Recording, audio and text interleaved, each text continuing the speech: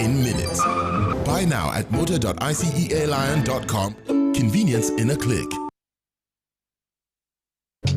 Are you a relationship writer? Do you blog about all the sides to the everyday relationship coin? Well, the world would love to read your intriguing love, breakup, parenting, work, and all things relationship stories only on New Report. Visit ureport.co.ke, sign up and submit your story today. New Report is a product of Standard Digital.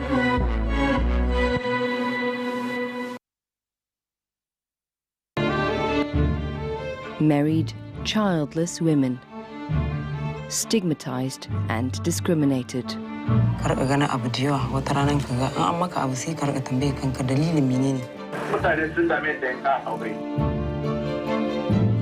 In Niger, Aisha Maki explores the stigma of infertility and her own role in society as a childless woman. BBC Africa Eye, The Fruitless Tree.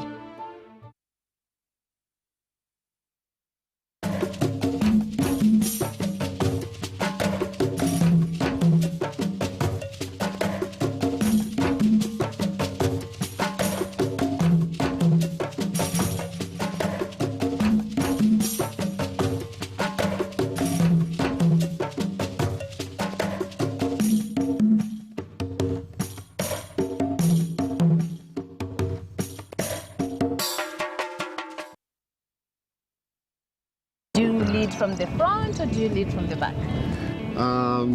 I think I try to identify the areas that are of interest. Then I get people who join me, and then they can develop all these areas. What motivates you?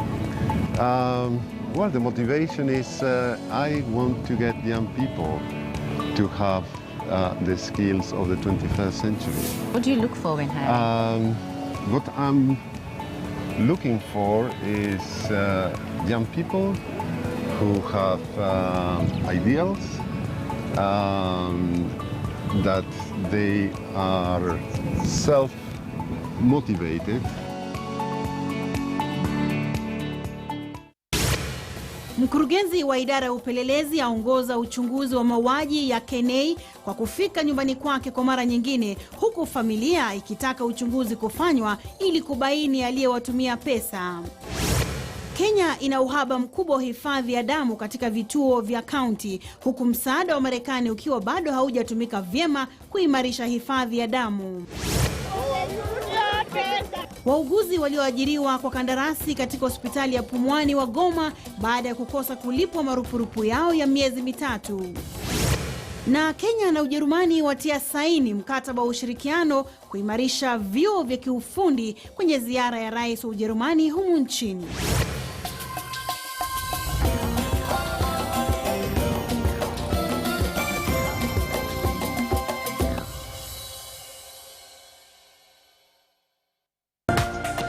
This is KTN News.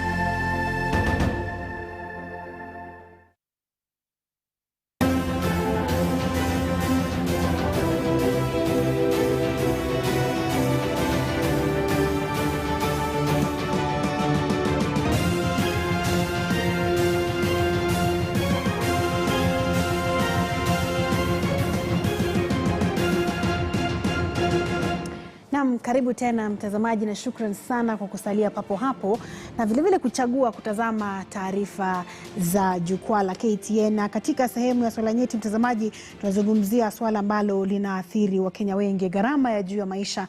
Hii leo studioni ninaye Joseph Kioko ambaye ni mtaalamu wa masuala ya uchumi, aweze tu kutuambia, amewasikiza Wakenya kutoka maeneo mbalimbali wakitoa hoja zao kuhusiana na ongezeko la gharama ya maisha. Na katika siku za hivi karibuni kumekuwa na hili gumzo la nyanya moja kuuzwa kwa shilingi 25, kuashiria kweli kwamba gharama ya maisha imepanda mno. Karibu sana Bwana Joseph kwenye studio zetu. Asante sana. Sijui kama unaamini kwamba gharama ya maisha imepanda, kwa sababu kuna ndugu fulani ambaye nilimuuliza gharama ya maisha, akasema gharama ya maisha ni nzuri tu. Sijui kama inahusu kila mmoja, lakini wewe kama mchanganuzi, hata kama haikuhusu, bila shaka katika line yako ya kazi unakumbana na mambo ambayo bila shaka lazima uchangie hapa na pale kuonyesha vile gharama ya maisha imepanda. Nini hasa kinachangia ongezeko la gharama ya maisha humu nchini? Kwanza ni muhimu tuelewane, tukubaliane kwamba gharama ya maisha imepanda. Mimi nakumbuka kitambo, hata si kitambo sana, mwaka uliopita, nikituma mtoto wangu dukani na shilingi 200 na mtuma vitu vingi na anaenda ananunua maziwa, mkate 2, Blue Band na gazeti ananiletea na bado ananiletea change. Sasa hii nikimtuma, juzi ndio nimeanza kushtuka, na mtuma na muuza na change iko wapi? Ananiambia change hakuna baba. Kwa nini? Bei imepanda. Na pia ni muhimu pia tukumbuke Kenya kuna uchumi mara mbili. Kuna uchumi ya mabwenyenye. Wale ambao wanaangalia ile kitu inaitwa Nairobi Stock Exchange. Soko la hisa. Kuona kwamba uchumi unapanda juu ama uchumi upande unaendelea vizuri. Alafu kuna uchumi wa mama mboga. Wale wengi ambao tumewasikiza hapa kwa TV wakiongea. Wale ambao unaenda uliacha nyanya, ulikuwa unanunua nyanya 3 shilingi 10, sasa unanunua nyanya moja shilingi 25. Hizo uchumi mbili tofauti sana. Yule mbwenyenye ambao anaangalia soko la hisa, yeye mambo yake yanaendelea vizuri. Kile kitu ambacho kinamsumbua labda ni haya madeni ya China, vipi serikali hailipi nini, zile kandarasi wamepeana. Yeye mashida yake ni tofauti sana. Yule mama mwenye mboga ambao ndio sisi, yeye uchumi wake ni haya mambo madogo madogo haya. Leo tuishi vipi? Nikija sokoni leo natumia pesa ngapi nipate bidhaa zangu niuze? Huyu mama ambao tumemwona wa Voi, ana beseni na maji tamu, yale maji askari yale na barafu. Yeye akipata ile chupa na atengeza ile juisi yake, anatumia shilingi labda 15 kutengeza. Kuuza anauza shilingi 25. Atengeze shilingi 10 kama. Alafu katika hiyo shilingi 10 kuna askari wa kanjo lazima amlipe daily shilingi 5. Kukaa hapo kwa soko, kufanya biashara katika soko. Kumaanisha yeye katika kila chupa, kile anachobaki nacho zaidi ni shilingi 5. Atauza chupa ngapi afikishe shilingi 50? Atauza chupa ngapi afikishe shilingi 100? Ndio aende akanunue nyanya moja shilingi 25. Kumaanisha tu ile ukiangalia bidii na returns, ukijaribu kubalance, unakuta huyu mama ni vile tu amejitolea, hataki kuitwa mwizi, hataki kufanya zile biashara mbaya. Yeye acha aje sokoni leo, atembee na hiyo beseni yake na maji, ajue atatengeza shilingi 50, aende anunue, alipelipe, abaki na 20. Bado hatujamsaidia, ni kumuumiza, tunamuumiza. Lakini lazima sisi kama Wakenya tusifwe moyo. Ni lazima tujiulize, manake mambo haya yote, manake katika economics kuna masuala mawili, macroeconomics na micro. Ile economy kubwa, ile ya mambo unasikia Uhuru akisema big four, ambao ni mabarabara, manyumba, stima, afya, hiyo mambo iko. Alafu kuna micro.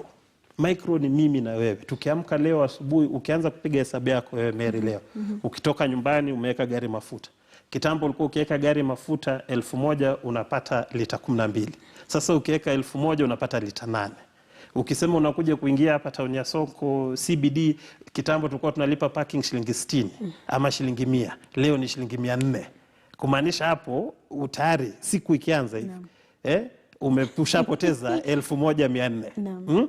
Haya, useme unanunua gazeti. Kitambo tulikuwa tunanunua gazeti 2, Standard na Nation. Useme leo gazeti itakuwa moja, ama uende uchukue ile ya bure ya People. Uja kula lunch, ukiongeza hesabu ya lunch shilingi 400. Hata pengine hujakula breakfast. Hata hujakula breakfast. Hii umetoka tu usipatikane na msongamano wa magari. Sasa unaona mambo ukipiga siku nzima, wewe ukifanya hesabu yako wewe mwenyewe Mary, lazima utoke nyumbani na at least 1800 ndio uishi Nairobi vizuri kama watu wao wengine anatembea. Wewe unasema hivyo, na mshahara pengine ulilipwa miaka 5 ambayo imepita, mshahara ni ule. Unaona, shida ni hiyo nyingine, kwa sababu ukikuja hapa KTN wanakuambia gazeti, sisi tulikuwa tunauza gazeti 200,000 kila siku. Sasa hii gazeti watu wananunua 100,000. Sasa wewe ukiitisha mshahara uongezwe, pesa itatoka wapi na watu wanunui gazeti? Sasa mwenye kampuni pia na masuala yake anaangalia, nitatengeza profit kiasi gani, nitakulipa wewe mshahara kiasi gani. Sasa anakumaintain katika ule mshahara uliingia nao, anakukalisha tu nao hivyo, na wewe mshahara ni ule, labda alikuwa anakulipa 100,000. Rent yako ulikuwa unalipa, ukiingia kazini wakati huo rent ulikuwa unalipa labda 35,000. Sasa hii rent imepanda imefika 50, mshahara bado ni ule. Stima ulikuwa labda bili yako ya stima ni 1,500. Sasa hii stima ni 4,000.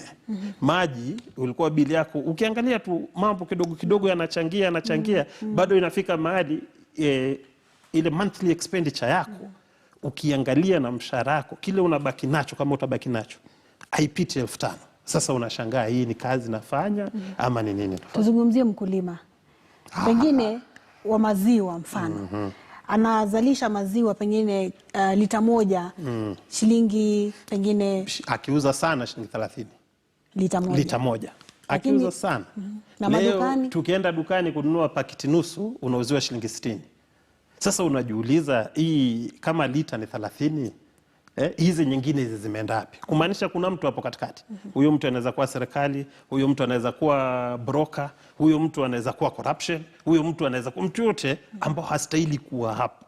Ukiwatoa watu, sisi tuwe na ile inaitwa correlation. Kama lita mkulima anauza lita shilingi 30, kwa nini wewe mwananchi wa kawaida unanunua nusu lita shilingi 60? Kumaanisha yule ambao anatengeza hayo maziwa anauza lita moja shilingi 130, 120, 120. Hapo ndio kuna vitu. Na mimi nimesema ya kwanza inaweza kuwa serikali, ile kodi serikali inalipisha makampuni, wawekezaji. Ya pili inaweza kuwa gharama ya mambo kama stima, cost of production ambayo iko juu zaidi. Ya tatu inaweza kuwa ufisadi, mabroka wako hapo. Sasa ukiangalia hizo vitu vyote zinakuja kumlemea mwananchi wa kawaida. Tuangazie mambo ya mikopo. Kuna wale ambao wamesema Kenya ina madeni sana, pengine ndio maana inachangia. Vile vile kuna hizi apps za kupata pesa za haraka. Wanasema pia zimeleta Wakenya kufinyika sana, kwa maana sasa hivi nikitaka shilingi 15,000 naweza pata bila kutafuta mtu kusema kwamba nisimamie nipate pesa hizi. Zinaathiri vipi maisha? Sumu baridi hiyo. Sumu baridi na kukula polepole. Leo hii unaingia kwa apps hizo, wanakufanyia ile ukaguzi dakika moja, dakika mbili, wanakuambia umequalify kupata 20,000. Wewe labda uko na matumizi 20,000. Ama labda una biashara yako unataka kufanya. Kwa hivyo unachukua 20,000 ukidhani hii itanitoshea kufanya biashara fulani. Ukija kwa soko unakuta vitu kwa ground ni tofauti. Hii 20,000 yako haipo, inazama. Sasa ile itazama, hawa watu wa apps hizo wanapelekana majina kwa Credit Reference Bureau. Kitambo unajua hiyo Credit Reference Bureau tulikuwa tuielewi sisi. Haikuwa. Kumaanisha ulikuwa unaweza mkopa Kioko leo, umchezee Kioko shere, kesho ende kwa Mary, utupe line, ununue line nyingine, ucheze. Sasa unajipata hawa watu uliwaomba, uliomba 20,000 wakakupa. Na wewe pia ulikuwa na nia nzuri. Tuseme kwa watu walikuwa na nia nzuri, lakini hali ya uchumi haikuwezesha wewe ufaulu katika nia zako.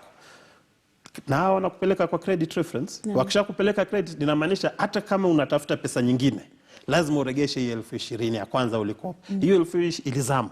Kwa hivyo huwezi pata mtu mwingine akupe 5,000 nyingine, huwezi pata mtu mwingine, unagandamizwa.